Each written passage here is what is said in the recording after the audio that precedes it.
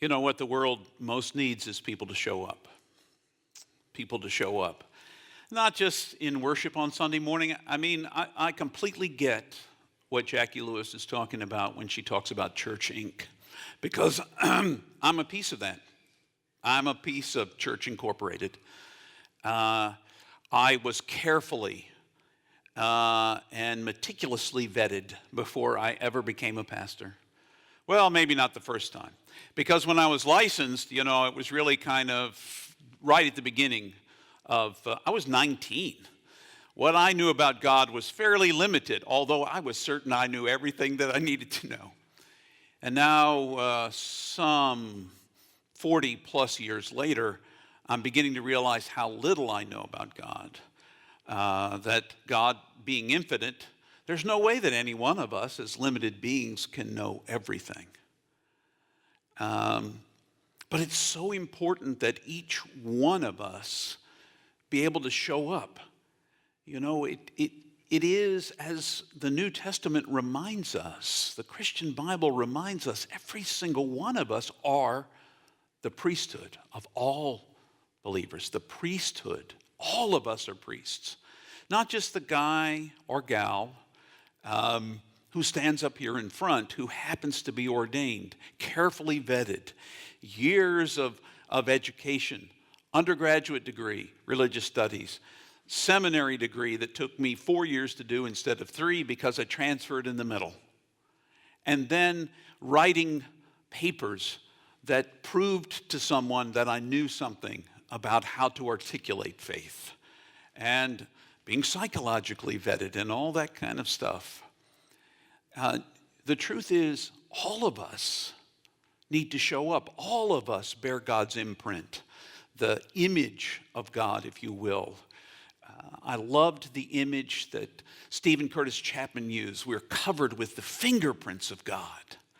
God's hands are all over us, leaving that fingerprint, that uniqueness of what we bear. And we're meant to bear it into a world that needs it badly. This is how James puts it. Not this James, but the letter of James. And it's, I'm reading to you from the first chapter, beginning in verse 22. Act on this word, because if all you do is listen to it, you're deceiving yourselves. Those who listen to God's word but don't put it into practice are like those who look into the mirror at their own faces. They look at themselves, then go off and promptly forget what they look like. But those who look steadily in the perfect law of freedom and make it their habit, not listening and then forgetting, but actively putting it into practice, will be blessed in all that they do. If those who don't control their tongues imagine they are devout, they're deceiving themselves, and their worship is empty. Pure, unspoiled religion in the eyes of our Abba God is this: coming to the aid of widows and orphans when they are in need, and keeping oneself uncontaminated by the world's processes. This is the word of the Lord for this morning. Thanks be to God. Act on this word. Act on this word. The founder of United Methodism, John Wesley's an interesting study. If you ever get a chance to read some stuff that John Wesley wrote, you will find that he loved God a lot and he was a terrible husband.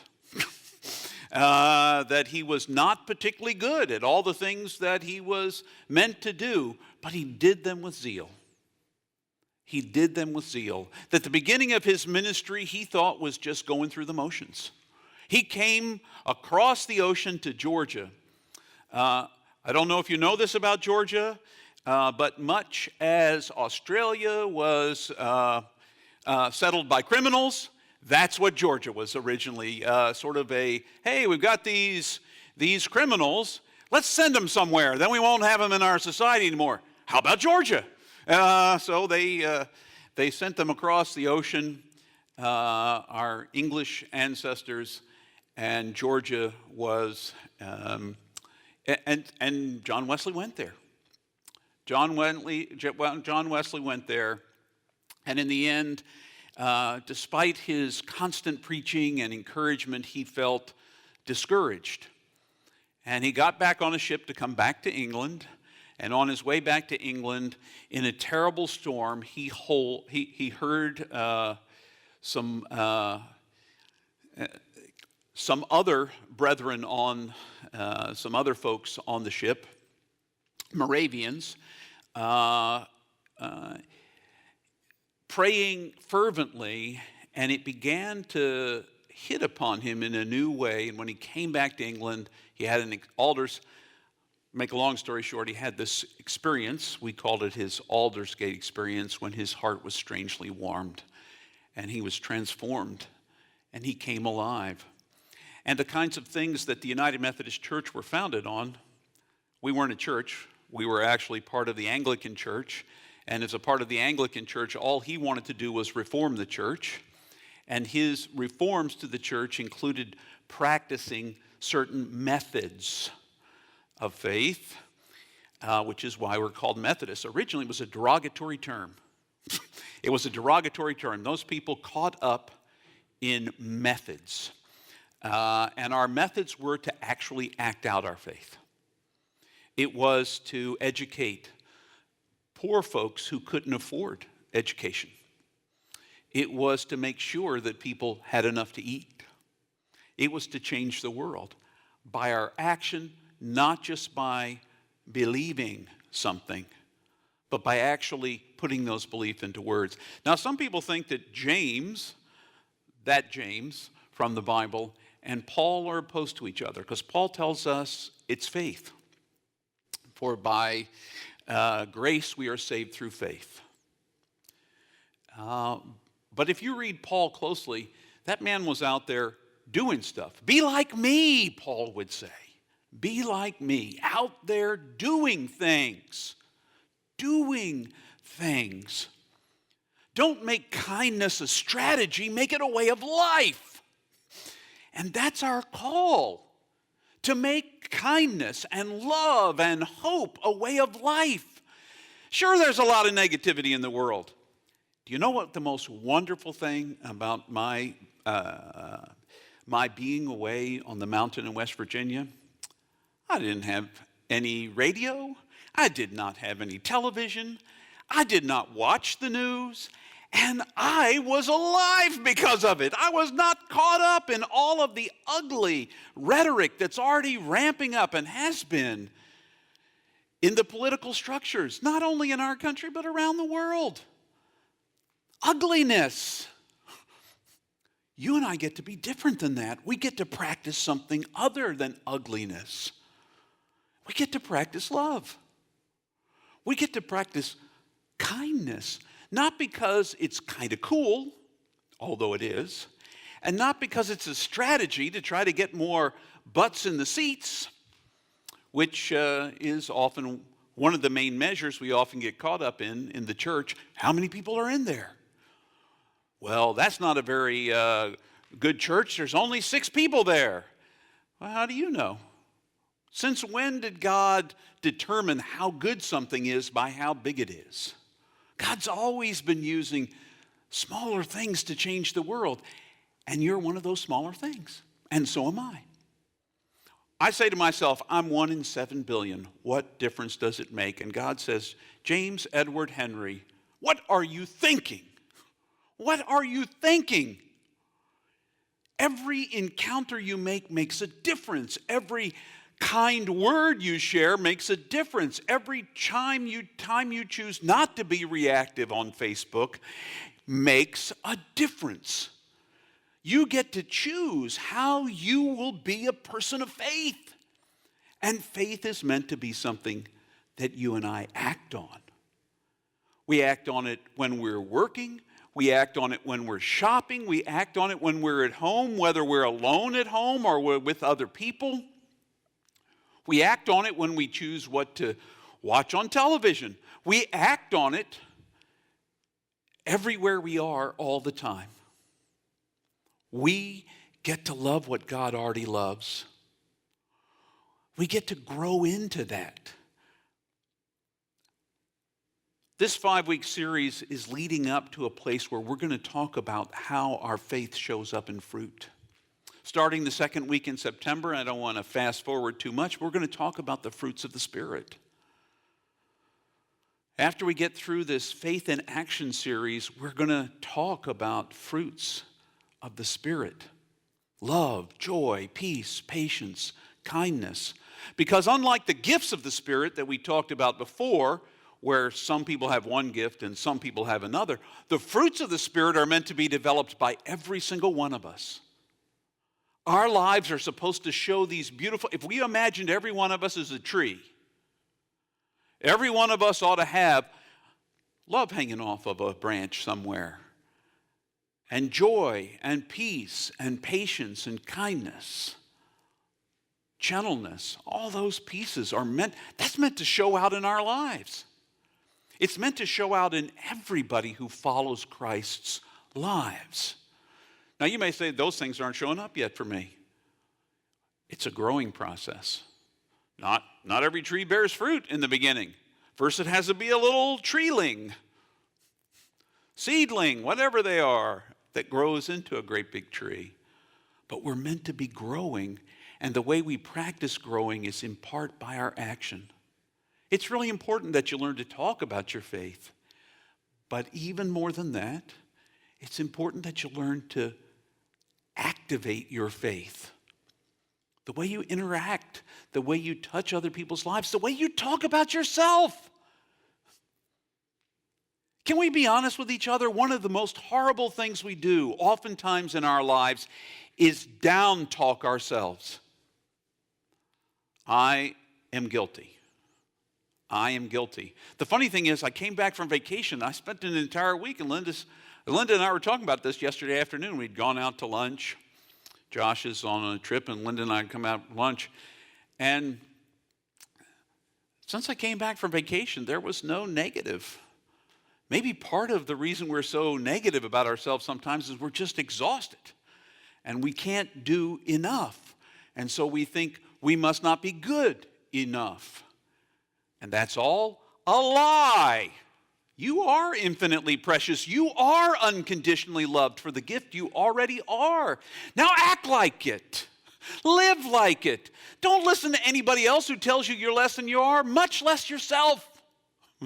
Ignore that guy or gal inside of you who says, oh, you're just not quite good enough to do this.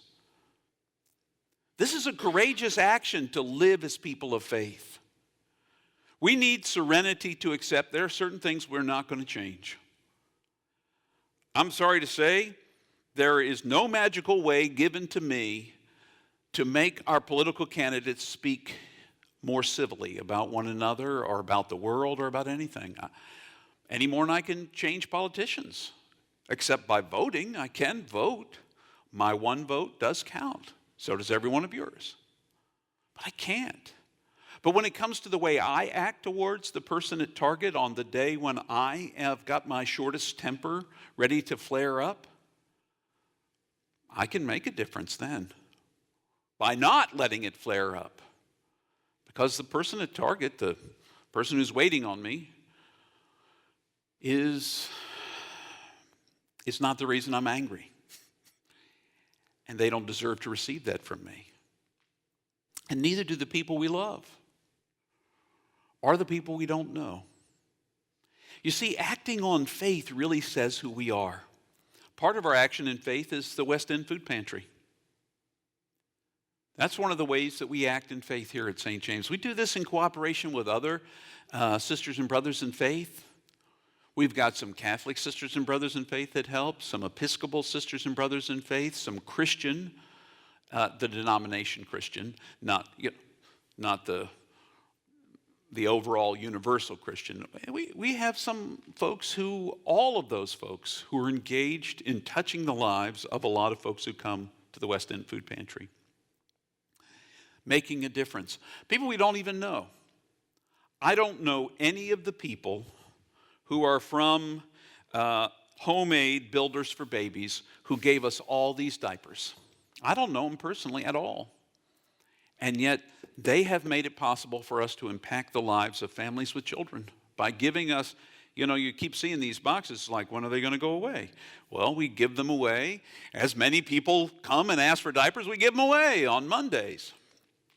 But I guess we haven't given away enough yet. We're still working on it. We're still working on it.